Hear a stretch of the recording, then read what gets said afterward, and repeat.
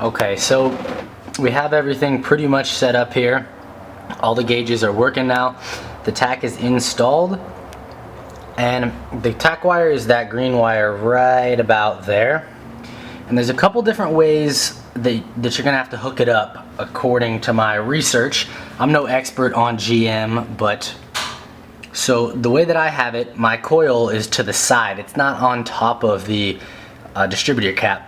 Apparently with something called an HEI ignition system, the coil, which is actually this part right there, will be on top of all the cap and the wires. If you have that style, then there'll be a little plastic part off to the left over here, right on top of the distributor, or the distributor cap, and there'll be a little slot that says tack, and then you just hook your wire right up to that. But with mine, the coil is right over here to the side. So this is the coil right there. And coming off of it, we just spliced into this wire with our green one. It was a simple female connector on the one side and then a male connector on the other. And that runs along the firewall and it goes right into the back of the dash. And I'll show you what that looks like. We're on the inside, obviously. So here's the 4 wires coming out of the back of our tack. Focus. Green, red, white, and black. Black is going to be your ground. I just sent that to the ground right over on the left side of the dash. There's a couple open grounds over there. Otherwise you can put that on anywhere. You can ground it to the frame, where the seat bolts into the floor, anywhere you can get a good ground. The white and the red, okay, so the white and the red is the power for the gauge and the white is the lighting for the gauge. I always just splice those two together. That way every time the gauge is on, the light's on. Some people like to hook up the illumination wire, the white one, to something with their radio or somewhere on their lights. So when they turn on the lights, they'll actually get power to the gauge, or the gauge will light up. But when you don't, then you'll still have the gauge on. For me, I just have the gauge and the light on all the time. And then this green wire is the tack wire that I just showed you in the engine bay.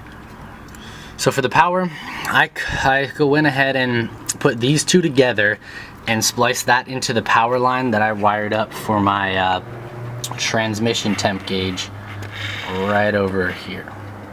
So the same power for this one I have running for that one. You guys will see it right now when I fire it up. And I'll go ahead and turn it on first and then I'll shut the lights off. So now we have power to the gauge for the transmission, as well as power to the gauge for the tack. Let's fire it up. So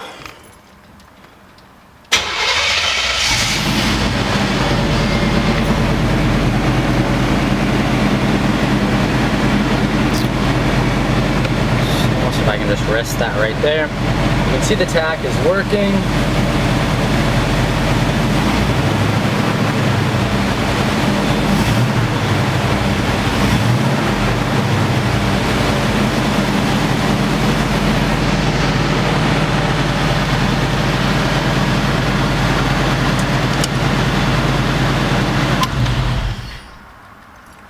So everything is pretty much operational right now.